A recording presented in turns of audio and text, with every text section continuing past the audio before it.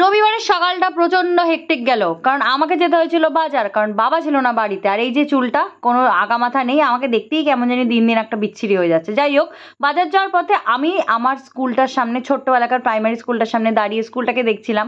অনেকটা বড় হয়ে গেলাম এটা ফিল করছিলাম।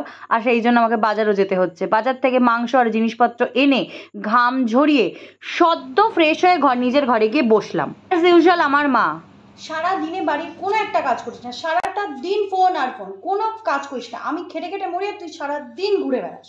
আমি দিনে 100টা কাজ করে ফেললেও আমাকে আমার মা বলবে আমি নাকি সারাদিন বসে ফোনই ঘাঁটি।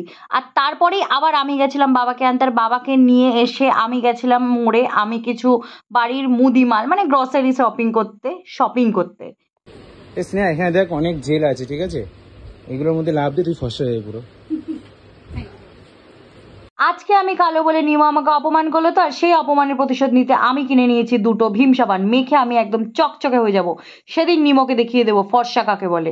আর এত কাজকর্ম করে আমি খুশি খুশি যাচ্ছি বাড়িতে, কারণ মাকে দেখাবো আমি কত সারাদিনে কাজ করি।